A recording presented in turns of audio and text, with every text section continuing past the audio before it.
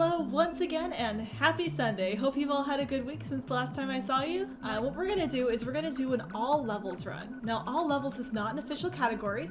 This does not exist on the leaderboards, but it's something that I've been thinking about for a while. And basically the way that this one works is you play all of the levels. Wow. Such an inspired category name. Unlike SMC, Super Mario Challenge, which is what I usually call any percent, this one I'm going to play out of the level editor. So if you haven't seen it before, this is the level editor. That's where I'm at now, or the core spot, sorry. This is core spot, so you can see core spot on my screen. And what this means is I won't be needing to do all of the text between worlds or all of the wait times as like Mario moves along the map. It's just going to be a little bit more action-packed. First thing I have to figure out is what time start is in my new category. And I think it'll just be when we start that first level. So the goal is to go through all of them. I will be going in order today, otherwise there's no way I'd be able to keep track. And I'm comparing against splits just to see for fun how much time would be saved. But again, not a real category, just for fun. So with all of those disclaimers out of the way, let's go ahead and get started in 3, 2, 1, go! See, already it kicks off a lot faster. Normally I've got like 30 seconds to just chat with everyone after I hit the start button. But in this one, we're already into 1-1. There is no time to actually do anything. One of the reasons I've been thinking about this is because the any percent category is really long. It's a 2-hour speedrun about. That's at least the estimate that I submit for marathons to go with it. Whereas with this one, I think it's going to be a bit shorter, and so I'm curious if that'll make it more viable for marathons in the future. Well, I've actually got to focus because I've never done the menuing like quickly before. So middle button is going to be exit course.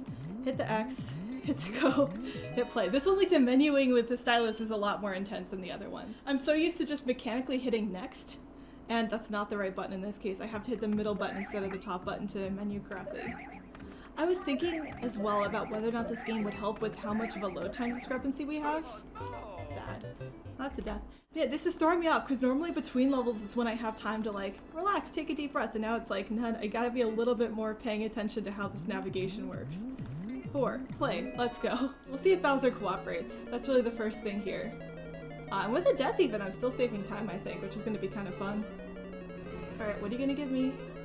Oh my goodness, I got the super nice single fireball pattern. Thank you, Bowser, that's awesome. And again, these are fake golds. For anyone who got here a little bit later, these are fake golds. I'm doing a new category. I'm just using my older splits to see how much time is saved in the new category compared to the existing one. Oh shoot, okay, so this level, it didn't change, but it's awful now, and that we found out that if you spam both jump buttons at the same time, Mario swims like a gajillion times faster, and that specifically helps only on this level. And what that means is I have to set my 3DS down so that I can legitimately spam the heck out of this level in particular. I'm gonna pick it back up because yeah, this is awful. So this level is now terrible. I'm literally setting my 3DS down so I can spam my A and X buttons, which are my 2 jump buttons. I spent like more time than I want to admit tying the IL for this over the last few days, which is why I'm motivated enough to try it in a real run. I guess I should just stay in this. Oh goodness. The IL is annoying though, so maybe I should do that. We'll just go back to normal gameplay for this, since otherwise it'll take too long. This level used to be really nice and chill, like just some nice optimized corner cutting, and then that IL strategy was found, and now I hate this level so much. Alright, that was 2 more deaths, which is sad. Let's see if I can do. See, this is why this category is dangerous and I'm not allowed to look at anything. The good news is I can just exit course and move on. I don't actually have to replay. Alright, there we go. I got my menuing correct that time. Let's go. What is this level doing? I'm like just still mad at this level for the fact that I died on it during the marathon. That was so sad. I didn't show it on stream, I think, but I was very mad at that was a death. It was just such a sad looking one. Like, I can't even pretend I was going for something cool. I just ran face first into a Goomba, but that happens. The nice thing about talking while playing a game or streaming is, especially if you're trying to, like, I try to keep a pretty positive attitude about things on stream. I don't find it fun to watch super negative streams, so if I'm streaming, I want it to be positive as well. Well, the thing is, in trying to keep a positive tone for stream, it turns out that gives me a positive mindset about the run too. I find myself getting less tilted if I'm talking while playing. Like, there's certain things that I'll definitely miss. There's certain mistakes I'll make where I was like, I think I wouldn't have made that if I wasn't talking. But the part of it that keeps me sort of grounded and focused on the game, I think is really, really helpful. The mushroom's going the wrong way.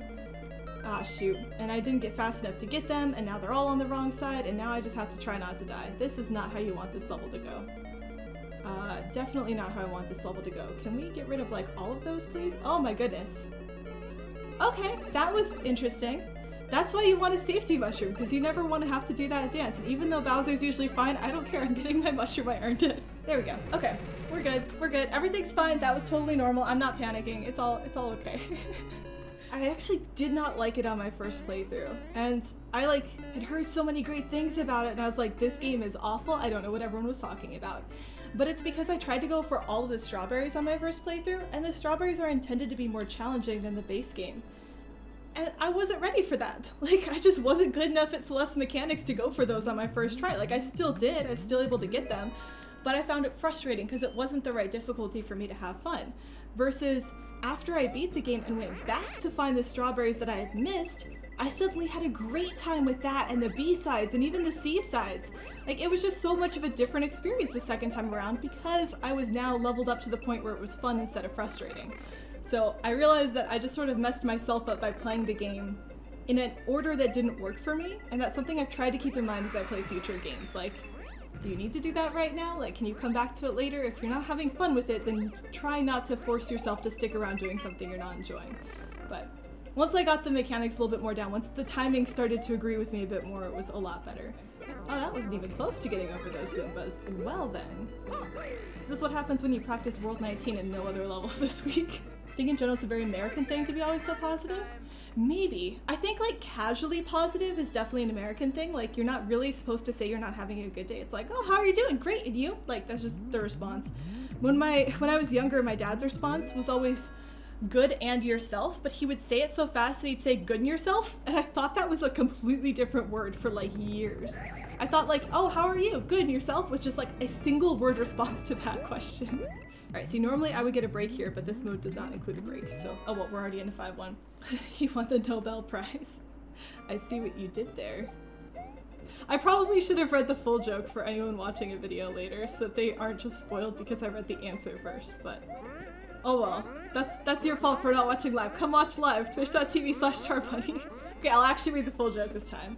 And God said unto John, come forth and receive eternal life. But John came in 5th and received a toaster. Toasters are pretty cool too. It would be a bad consolation prize. It's a little bit lower on the scale than eternal life, but it's kind of nice. Almost, oh, that was my split. Well, there was a split there. Just pretend like it happened. I was thinking about the menuing. I wasn't thinking about the time. The menuing is consuming my soul. The question a lot of times is done as a formality, right? Oh, how are you? It's just, come on. Is this game also available on a virtual machine where you could have a bigger screen? There is a way to emulate it. I'm not super familiar with it though. Oh, wait. I tried to do no strategies. Let me just get this and then we'll beat the level. It's fine. Anyway, this is what I get for not having breaks to get my brain to reset. This is fine. I've probably told my toaster story before, but my toaster story is that my mom came to visit me one time, and I was really excited because hey, I'm hosting my mom, and this was one of the first times she'd visited me on her own, so she was actually staying with me and everything. And are you kidding me? I thought I made the platform, and I did not make the platform, and now I'm really sad because this level's sad to die on. Mom came to visit, and I was really worried about trying to be a really good host because this is my mom coming to visit. I wanted to make sure everything was nice and clean. It was all the bed was all made, everything like that. I just wanted her to be really impressed that she raised a daughter who could host people correctly and all.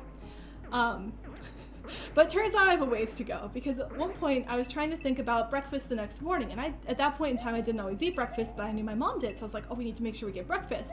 So I think we were out somewhere and I was oh, well, what do you think about toast for breakfast tomorrow? And she's yeah, sure, that sounds nice. Not the most impressive breakfast, but whatever. So I was okay, awesome.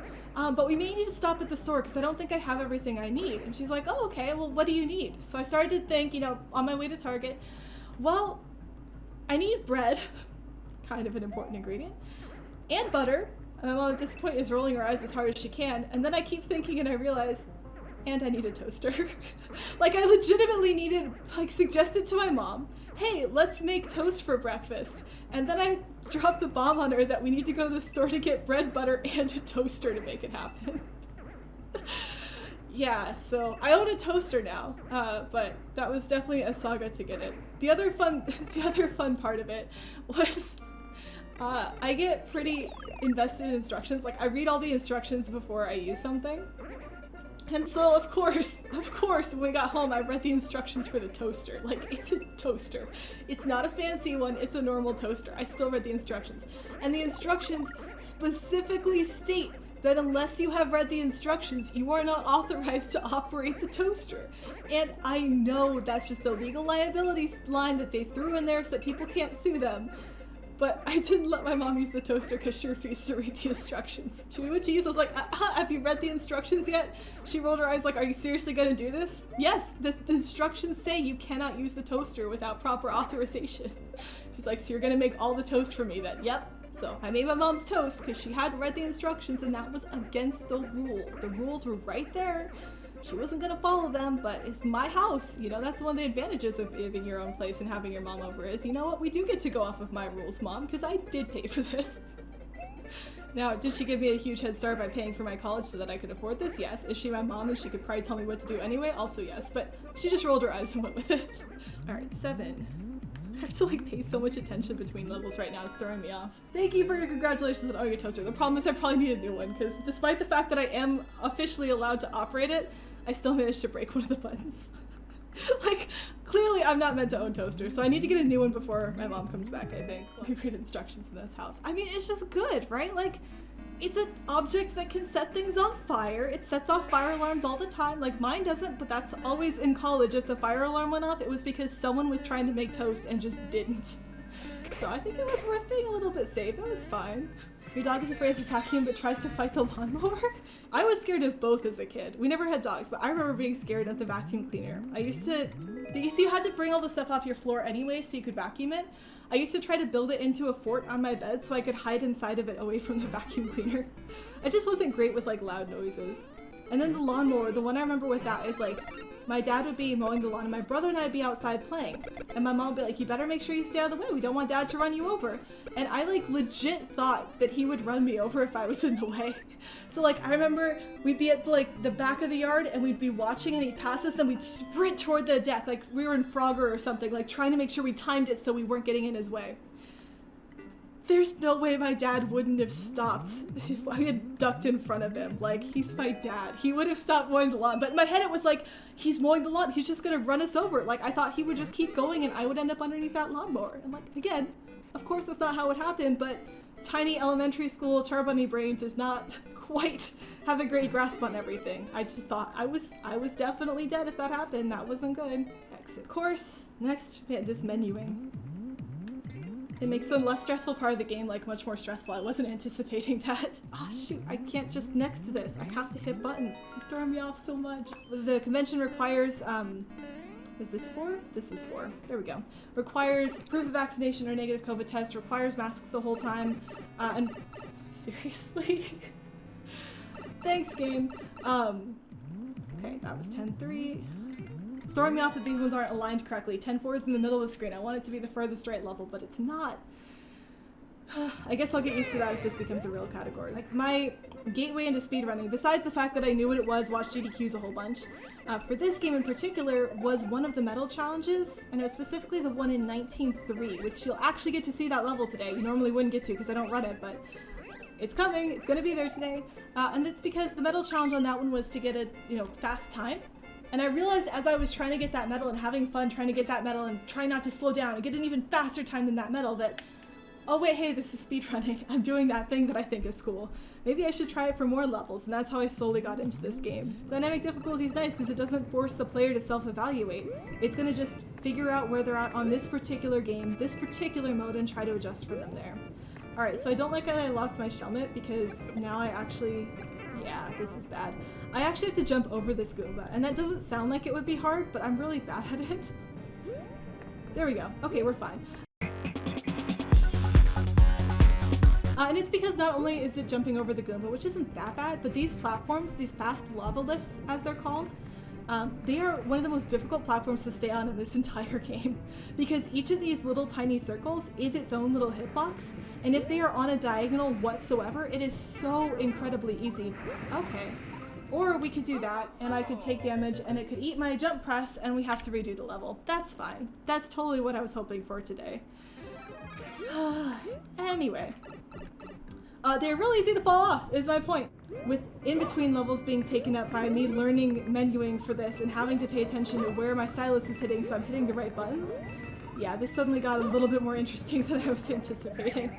But that's okay. It's still a lot of fun, for sure. The one thing I did have to update them on, and this is just like one of those like seriously stories, but did you know that in March 2020, a pandemic started to spread? I know, right? Except I'm not talking about COVID. I'm talking about a rabbit pandemic. There, coincidentally, because the universe hates things, at the same time there was a legitimate human pandemic starting, there was a pandemic for rabbits starting. Obviously not nearly as important or serious because it's not affecting people, although I really do like rabbits.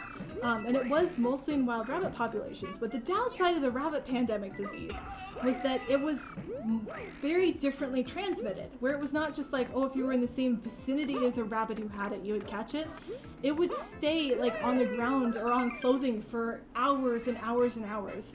So if you were out somewhere where there were rabbits and you had rabbits in your house, you were supposed to take off your shoes before walking inside, take off your clothes, wash them, switch into something else to make sure you weren't cross-contaminating into your house rabbits. This is one of the few times I've been really glad that I don't have like a backyard, where when I'm walking places it's very much not where rabbits are usually.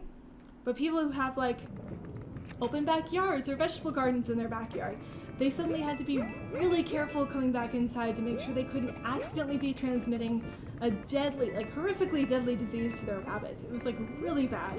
But thankfully, coincidentally, in March of 2021, vaccines became available for the rabbit pandemic. So my rabbits actually got vaccinated before I did by like a week, just to a completely different disease that just so happened to be causing a bunch of problems around the same time. So there you go, there's your fun Life is Stranger Than Fiction fact of the day. There was in fact a rabbit pandemic for the last few years that is still ongoing because it's in wild populations and don't vaccinate wild rabbits usually. But yeah, cool beans. So we're only about 3.5 minutes ahead. Like, I know I've died 7 times, some of those were slow. I really did think I would have been further ahead by now though, so that's interesting that there's less time in menuing in this game than I thought there would have been. So I was a little bit off in my estimate, but hey, that happens. Alright, duck through. Oh, I missed it! No, I didn't slide far enough. That part always feels like the laser hallway in like action movies, where there's a bunch of lines crossing over each other to duck through those spaces and time it out. Like, it's not at all a laser hallway, but that's the same feeling that I get from it, so it's kind of fun. Yeah, I really thought this would go faster, but it is not, and that is okay. I'm like nervous and excited to get to 19 though, because like I said, I did have to practice those because I've done the IELTS. I have the IELTS for all of them, but it's been a few months, so I had to spend some actual time yesterday and today practicing them to figure it out. Plus, some of the IELTS strategies are not really like any % safe. Like, I wouldn't go for them on a regular any % run, and so I had to figure out like pretty quickly what is the safe strategy for this. Like, what's a good balance between speed and consistency so I can actually get through all of World 19 without dying too many times. I am fully expecting to die like at least once per level in 19. It'll be kind of interesting to see because when you watch me play all of these levels, you're watching me with like a ton of practice behind it. And obviously I've still died a whole bunch of times, but like 7 deaths out of, what are we at? Like at least 60 levels probably? I mean, that's not bad at all. Alright, clearly I still do know what I'm doing in this game. We get to World 19, it might turn into a death per level, if not a bit more. So it'll be kind of interesting to see, like, what does this look like before I get good at this game? Because I am good at this game, but I'm particularly good at these levels. Seeing the other levels is going to be kind of a fun one. That's so fun. Oh, come on, Yoshi. Really, as soon as Jen gets here, you decide to disbehave? You've been doing great so far today, and then no. You just want to be friends with Jen and not me. I get it. I get it, Yoshi. Oh, well. Oh, oops. I needed the fire. There we go. Fixed. All according to plan. This level's going fine, as long as you pretend like it is. Right, now that he's learned he has options, he's learned from the marathon that it's possible to not kill him, and he's like, wait, was this an option the whole time? It's like, no, it wasn't, Yoshi. Go back to falling in pits again, please. It's possible, I think, to make a game and not like everything about how it behaves. Alright, I got the setup. Let's get the show. Yes! Oh, that was so close, too. I hit the side of the pipe first, and usually I can't get it if I do that, but we made it! Let's go! Oh, sad face for Yoshi. I'm sorry, it's just fast to not be friends with Yoshi.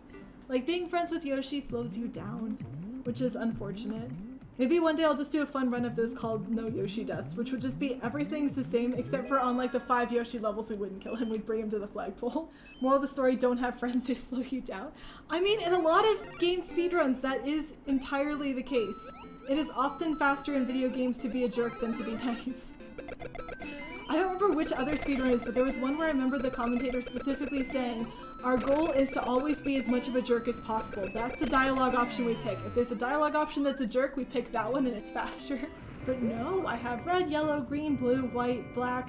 No purple though. You don't normally get paralyzed on top of the bullet bill launcher. That's like actually super uncommon. I'm not sure if I've had that happen before. It's just such a small surface area to hit, and usually the Hammer Brothers will jump sooner, so you're not dealing with it at that point in time. But like, hey, that's interesting. Alright, bomb time, meaning I actually have to pay attention. Oh, or I could do that. That's cool. You know what? I'm not gonna have to get a second bomb because I couldn't damage boost through to get the first one to work. Gonna wait for that. And now I only have a couple shots of this, so let's do this.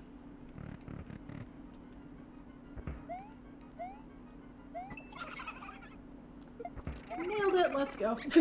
Well, at least I nailed the bomb throw. I missed everything else in that bomb room, but I got the bomb throw, which is the scary part, so it's fine. Still counts. First try. Never happened before. I mean, it's amazing how many times that will happen with a speedrun. Like, it's a 2-hour game. Like, there's just plenty of opportunities for things to happen that was not expecting or that haven't happened before. The more you play, the fewer of those moments you get, but as is evidenced by how often it happens in the marathon to the point of being a meme. You could play a game for a very long time and still have new things happen. Seriously? I thought I jumped there. I apparently did not. What actually happened is I jumped too quickly after my previous jump. Oh, we're just gonna do this way now. And so because of that, I actually had hit jump, but I was still just barely in midair when that happened. And that's why I didn't get it off. Not that anyone else needs to know why I missed that jump, because just I'm gonna do it again. But it helps me to narrate what I did wrong to try to reinforce it so I don't do it again the next time. That strat to use the bomb to blow up the hidden block is super cool. I love that one. I think it's so much fun. I remember like routing that level with people because we were going back and forth on what to do with it. Because there's the default way you would accomplish that is with a spiky shellmet. And I was actually the one to suggest that you'd use a bomb. But I completely didn't get the fast route through the bomb room. Like, Plonksy added on to it. So it's like someone came up with the first route for the level, then I added in the idea of using a bomb, and then Plonksy came through and actually optimized it to where you see it today. So it's kind of fun. I love how often levels in this game have been a collaboration between people, where it's like someone will have an idea, someone else will pull off the execution on it. And I've been like lucky enough to be on both sides of that. Like the most recent example was 13-1. Where I had the idea on how to get past the beginning without getting a propeller, but Juice was the one to actually go pull it off and do like a proof of concept video of it, which was really exciting. And then oh come on, I don't know why I've been missing this jump lately. Then the Bowser Jr. fight in like 15-3, no, not 15-3. 14-2 maybe? Question mark? Plonksy came up with the strat for it. I was the one who was able to pull it off in a run, so it's been fun to go back and forth and like see that from different sides. Normally I'd be able to tell you the level numbers, but I actually don't have my notes in front of me today. I normally play, I can never get that jump. I normally play with like a full set of notes, but the thing is my notes are just the thumbnails for all the levels, which is why I can then go back and find the numbers for it. But because I'm going off of the level select screen today, the level select screen has all the thumbnails, so I don't need to have a second version of the thumbnails in front of me. Like, that would add nothing to my notes. But it does mean if I want to look something up in the middle of a level, I can't. It's exit level. Exit course. Sorry, it's called a course, not a level. Using fancy words here. Alright, dang it, the RNG level's up next. Let's go! Hammer Brothers, please be nice. What are some recommended, seriously? This level just hates me now. That's fine. What are some recommended, like, key bindings instead of the default ones? There's the RNG where Bowser jumps, he kills you, and I just didn't slow down, I was supposed to. And I jump here. There we go. Let's go. I just like that they're waving at me. I know I've said that before, but the wings on the bouncing wigglers just look like they're waving, and it's so cute. Alright, Magikoopas, what can you do? Or hopefully, what can you not do? There we go. Perfect. That's exactly what it's supposed to look like.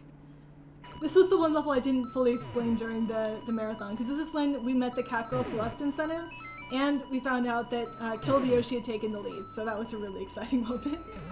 And now I just think about that whenever I play this section, because this is when the host was interrupting to give the update. I got really excited about that. The time you keep Yoshi is the time Bowser didn't jump. Oh yeah, no, it's like a little... I don't think it's quite 50-50 whether or not he jumps. I always say it is, but I think he's actually a little bit less likely to jump, which is why it's usually better to jump. And if I was playing that correctly, I would have stopped right before Bowser and waited to see what he did so that I wouldn't get killed by that. What happened inside my head before then is I got a really evil fire pattern that sort of put me on edge. And so I managed to dodge the fire pattern, but because I was still worried about the fire pattern, that's why I didn't pay enough attention to the Bowser part. And I didn't slow down like I was supposed to for the backup strat. Behind the scenes stuff. Woo! Alright, trick today? Nope. Oh, I forget that if you do it there, it does this. You know what? We're just gonna try to dodge this. This is fine. This is fine. I feel like I'm a bullfighter trying to get back and forth across that shell. And we're just gonna chill up here, because here the shell can't hurt us. Like, I feel like that movement is partially just to keep things interesting so I'm not waiting on the vine, but really it's so that the shell can't murder me, because that shell and I do not get along at all. Dude, a lot of things in this game and me are not getting along today. It's just not bode well for World 19. Case in point. Good thing we're not going for a serious time today. Woo! What in the world is going on? Okay, you know what? There we go. I'm not really on any sort of cycle right now, but there we go. Okay, we're fine. We're fine. Everything's fine. That was exactly how that room's supposed to go. There were no last-minute panic attacks happening. It's all good. So interestingly, if this were a real any percent run, like, I would have been doing terribly, but with 8 deaths, I'm still like 4 or 5 minutes ahead of my PB, which is ridiculous. So this definitely saves some time, but from here on out, here's where things get really interesting. If you have only seen this game on my stream and not played it, these levels will be completely new to you. You will not have seen them. I do not think I've ever played these on stream, except for 19-2. And that was just because there was a donation incentive. But unfortunately, a lot of the ones in World 19, there's 2 auto-scrollers, I think, so the first one here is an auto-scroller. But again, this is where the category of all levels comes into play. Normally, 18-8 is the end of the run. I would be done. I would be relaxing right now, like we'd be cutting stream or something. But instead, nope, here we go. We get to go through 12 additional levels, because World 19 has by far the most levels in the game. The other worlds in this game have like anywhere from 4 to 8 levels. This is the only one that has more than 8, and it's got, like I said, 12, so quite a few more levels coming up today. Also, that mushroom just stays on screen for a ridiculously long amount of time if you hit it there, so I kind of like that. I kind of think it's maybe related to Bob. Like, I know Bob is a 1-up, and that's a regular mushroom, but they kind of feel like siblings, given that they just sort of chill around way longer than any of the other power-ups in the game do. But yeah, so this level, the World 19 levels go really ham on specific themes, because they can. This one is clearly all about bouncing on springs in midair. It's not that exciting, kind of annoying to get the record for, but oh well, it's done. Nothing too bad. So this is the one level that you would have seen from Flame Fatales. This is 19-2. And there it is first try, because apparently I can do that here, but not on stream. This is actually one of the levels that got me to submit things to the leaderboard, because I wanted to submit this level before anyone else figured out that strategy, because I wanted to prove that I had figured it out on my own. Like, that was my entire motivation for starting to submit my ILs to the leaderboard. This is the level I talked about earlier where the medal challenge for it is what got me into speedrunning. Like, there's just a couple levels in World 19 that are super duper special to me. The big thing on that one is getting a speed boost off of that platform there, the moving platform to the right. And then in the IL, I came up with a really dumb strategy that takes you underneath the stage to save just the barely amount of time to get to the next second, but like that's how I would have beaten the level when I was first learning to speedrun. This is the first level I can say I ever speedran ever, so yeah, pretty special for me. So this is one of the ones that I'm much less practiced on, and it's got this Sledge Bros that can be a jerk. I'm debating in like if we put this as a real category. Oh, that's no death. If it makes more sense to try to keep this Shelmet, like I can go slowly and keep it here, which I'll do this time around for safety, but I don't know how worth it that is. It might just be easier to dodge the Sledge Bros, like there might be some way to do it. Oops, I was supposed to jump from there, but I don't know what it is, so oh well. And there you have to jump so late off of those conveyor belts to make that final jump, so there we go. So interestingly, like 19.2, 19.3, and 19.5, which will be the next one, are ones that I legitimately practiced for a long time as speedrunning levels. Everything else I only learned a couple months ago when I was going for all the aisles in the game. So yeah, these ones will probably look okay. The other ones are going to look really shaky. Like I said, probably a lot of dust. So this level is also special to me, just like a lot of them are. This is the first level I submitted where I actually beat someone else's time. Like, this is the first ever one where I took a record from someone as opposed to just having it. When I first submitted, I submitted everything in World 1. And those ones were all ties, all 4 of those. I submitted, I think, 19.2 just because I wanted to have my time out there for it. And then the next one I think I submitted may have been 19.5, and it's because I realized that there was a strategy that I was doing that no one else was, that was saving a second over their times, and that will be coming up in this next room. So the big strategy that I discovered on this level that gave me my first ever... Oh no, I already did it! Oops, we're way farther in the level than I forgot it was. Anyway, it was back on a platform. It was special. It made me feel like I was a really cool speedrunner. People left nice comments on my YouTube video that made me feel like I was part of the community. Like, it was a really big moment for me, so 19.5 still makes me happy. It also just looks cool, because look at this ending. If you do it fast, you don't even have to slow down there either. I just wasn't sure if I was making that jump. So yeah, getting to skip the entire maze-like ending of this level by skipping that one piece, which is just so worth it. So fun. Speedrunning in action. 3 of those last 5 levels were ones that I had practiced a lot, like before I intended to do this. This next one's an auto-scroller like the first one was. But then I think it really gets into ones where like, it's gonna be sketchy. We'll see if I finish this in under 2 hours. That's the over-under right now. I think without there being too many more auto-scrollers left, I've got a good chance at it, but like, IDK. Legitimately don't know. Oh, let's see. Okay, so this is an auto-scroller and there's not much to do, but trying to get the shell on top of this fire bar is like kind of fun. There we go. Oh no, it fell off! Because like, it's weirdly difficult to do with it moving. Like the physics of it try to make it bounce off a lot. There we go. Ah, shoot, I am dead. That was not the best decision ever. Okay, we're gonna do that again because I can't not do it, but I'm gonna try to get it on a lot sooner. Can I get, nope, that was around it. Is it dumb to do this again after it killed me the first time? Yes. Am I doing it again anyway? Also yes. Can I get 2 up there or will they just hit each other? They'll probably just hit each other. Maybe I'll try to put one on this block instead. Oh, just barely. I thought I had nailed the timing and got it centered and I did not even get close. I could, by the way, get a mushroom on this level and that would be nice and safe. And in the aisle, you actually get a mushroom because you damage boost. Well, you don't have to get a mushroom in the aisle, but this is one of the aisles where you can get any percent and 100% at the same time, and so why wouldn't you? And in the 100% route, you need a mushroom to damage boost. Oh, that landed there. I was not expecting that. You need a mushroom to damage boost through that fire bar because one of the 100%, I'm going to play that super safe, one of the 100% metal challenges is to stand on every single fire bar in that level. There's only 6 of them, but it's kind of fun. 19.7 I hate because it's cinder blocks, and the aisle for it you do not slow down, but for any percent I'm going to. Because jumping through that first set of cinder blocks correctly is ridiculously tight timing and not at all worth doing. Same thing with the ending. You actually, oh come on wigglers. There we go. You can actually jump pretty much through this without slowing down too much, especially this last section here. You can actually get on top of these as they're falling and make some decent progress, but it's really, really precise. And when I was practicing, it just wasn't worth it. So we're doing some definite safety strats on that level because it's awful. Like cinder blocks are just annoying because you cannot get through them at all. Like just face plant into it and fall off the side of the stage.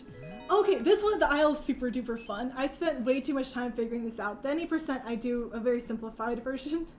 But this level is really cool because it actually has a bunch of branching options where basically there's 8 sections in the level, and for each section there's a way to get through it while getting a key, and there's a way to get through it without getting a key. And so it's this routing adventure. Oh, I messed this up. I'm gonna wait for this blue guy to figure out which keys do you get and which ones do you skip. Because for each section you can get the key, you can use the key, you cannot use the key. And when I was routing this, I actually made a giant Excel spreadsheet with every single possibility based on my timings of it and tried to figure out what was fastest. It was a mess. I found out that the fastest thing to do involved doing a P-switch jump, which is what I would do for the IL. But for any percent, the particular P-switch jump is really not safe. So I instead just get a backup key and don't do the P-switch. I still bring the P-switch with me because it lets you skip that section with the Magic Koopas, but I no longer use it to get over the chain chomp. I actually have to deal with the chain chomps. Here I bring Yoshi with me just to get through those Hammer Brothers, and that's it. The IL also doesn't get Yoshi because you can get through those Hammer Brothers with a little bit of luck and a lot of skill. But again, we're trying not to die more than we're trying to like optimize every second, so that's how I play this level for any percent. And by that's how I play this level for any percent, I mean yesterday and today when I was figuring out how I wanted to do this, that was my decided route. This one was murdering me in practice. We'll see if I can get it. The nice thing about the beginning of this one is you just look at the yellow or the green mushrooms. Like if I jump off of those, I'm usually doing pretty well. But this next section is where things get a little bit toastier. I'm going to take a slow route, and then the final section is where things just turn into a mess. So here, it's possible to get through this section without slowing down. Again, wasn't really working for me, so I do it a little bit slowly to get around that. And in this next one, that's not my route. I'm also not going to do the fastest possible thing, but I'm still going to do a scary thing. So here we go. I need to be jumping across all of these, over lava and their springs. That's why it's scary. It's really hard to make the final jump. Like, all of them get a little bit taller each time, and you're trying to land on top of them. And if you land to the side of them, there we go. You're likely to spring off, and it's really difficult to control. Like, unlike if you landed on a normal platform and had the ability to like wall jump, slide down it, control your fall. And then I did this wrong. Dang it. It's really difficult to like land. Oh, these are like 2 more deaths. There's like, you go careening so far out of what you were expecting to do that it can be kind of difficult to deal with a recovery on it. So this section was definitely a painful one in practice, and as you can see, it's I think fairly clear why. So here it's like 1 block higher, 1 block higher, 1 block higher each time. Here I'm gonna do 2 spins, and then I think this is, yeah. I basically, for my route, have to find this block somewhere in the lava, and then use it to get up to this flying Koopa, and then I can get to this pipe. There is a faster way, again, without slowing down, but like, God, it's a mess. Yeah, we're almost at the end of World 19. We actually have a chance at getting under the 2-hour mark, but it's going to be close because some of these other ones are a bit longer. So this one's also a maze, kind of like the earlier one, where you have to like get certain items and then get through things. But this one's like a bit more linear, whereas the speedrun, it doesn't go in very many different directions. It's got some cool optimization stuff though. So like here, I'm going to hit these 2 blocks that a feather can spawn, and then I'm going to go drop this block while staying on top of it in order to make it through here quickly. Like, it's just fun. But the star part is what messes with me. Like, ideally I want to get the star and carry it through, and I don't know if I got it fast enough, because I have to get through this room and one following. Here we go. This might be close enough. I don't hear like the "you're running out of time" sound yet. Ha! Nailed it! It's really difficult to get the star to go that fast consistently. For my IL, I actually have a different route that doesn't take the vine, but that's really difficult to execute, so that's why I went with this one. Here, we're gonna go slowly as well. You can get through that section again pretty quickly with the cape, but not the best. Oh, come on. I thought I got you. There we go. Fun fact, capes can also kill giant dry bones. I know that's a quiz from an earlier level, but there we go. This one's nice because you could just stand there and swipe at it, so yay. Alright. 2 levels to go. 2 hours is looking iffy. The last level was probably going to take me a few deaths. If I didn't die so many times, it would have been good, but oh well. Interestingly, this category isn't that much shorter. I thought there would be a lot more time saved just from dropping all of the like between worlds menuing, things like that. But clearly it's not that different. Like, that's kind of surprising to me. Like, as a total, the speedrun is actually going to be around the same amount of time. What is my route here? I want to go here, and then here, and then I drop? Yeah, I want this block. Okay, cool. 2, 3 to get past these note blocks, and we're in the pipe. This level is actually really cool, but unfortunately, it's really hard to do it optimally because, yeah, that was just wrong. I forgot I was supposed to jump off the stairs. Doing it optimally involves, oh, it's a death. Not losing your mushroom through a Hammer Brothers section, which if you know anything about Hammer Brothers, you know that they're RNG, and they're a mess, and it's unlikely that they're going to cooperate and do what you want them to do, so that does not usually work out for me in practice, but we will see what happens today. The good news is you can still get through it without having to be Large Mario, but you just need to wait on a Magic Koopa in that case, which of course is not always the most fun thing to do. But in order to skip one Magic Koopa, we're going to bring this shell with us. The way that this level kind of works in the second half is there's a bunch of blocks that you need Magic Koopas to break in order to advance, but if you bring items with you like this shell, I can break my own path through, and then ideally scoot underneath it without having to wait for the Magic Koopa. Now here's the part where usually you don't get through without damage. And so now I actually do have to wait for the magic Koopa. I stand close to the pipe, so there's less distance for the magic to travel before it gets to me.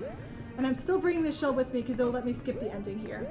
And that's this level. It's not too bad, but it is magic Koopas, and right there, like, you know that's not fun. There we go. Okay, dang, only one level left. Let's do this. What happens if you lose your cape? Oh, sorry, if you lose it in the room with the big enemies, no, you're not soft locked. You can actually go back, and there's extra places where you can spawn in a cape from a pipe, but usually you have to go back to the room with the giant moles to start, and so it takes a while to get back to where you're supposed to be. Like, it's not a fun place to reset on. But it's not a soft lock. This game is well designed in that Nintendo tries very hard to make sure you can't soft lock. I have never actually found a real soft lock in this game. Alright, last level. Do I remember how to do this one? The second half of this one is the... Oh, there we go. Is usually the worst part of it. So, like, we're done with the first half. Ta-da. But here's where, like, the ending of it in particular is just, like, an absolute mess. And apparently this part too. Let's just reset that a bit. And you know what? I'm just going to do this part slowly as well. There we go. Okay, so the hard part is going to be these cannons at the end. 1, 2, 3, 4. Nailed it! And that's time. Oh dang, I just barely missed 2 hours. That's kind of sad. Oh, that would have been so cool for it to be under 2 hours. I guess next time if I do this again, I have something to aim for though. If I do it again, I'll have to aim for a sub 2 hour time. So again, this was a challenge category. This is not a real category of the game, but I wanted to see what it would be like to create a category that included World 19 in any % way. I was expecting it to actually be a lot faster, and I died 13 times, so it's not like this is the best I could do. My sum of best shows clearly that I can get under 2 hours, and that's with these being slower. Like, there's actually places where I lost too much time from dying. I think very easily this could be a, like, 140, maybe even lower than that, maybe even like a 138, 137. But I was expecting it to be a lot faster by default. It's actually not saving as much time as I thought it would. So interesting. Makes it about the same length as the other category, which is going to be kind of cool. Where we're going to have one category, or you could have one category that is 18 worlds at the same amount of time as the category that includes the 19th, but we'll have to see. So yeah, that was a really fun challenge to just see what it would look like. I actually had to learn World 19 for this. Only 13 deaths is not terrible, it's not great, but you know, hey, I won't say no to that, given that it was my first time through. I was a bit rusty on some of the other stuff. So yeah, good to see you all here. Thanks for all the well wishes, and have a good night, everyone. Bye!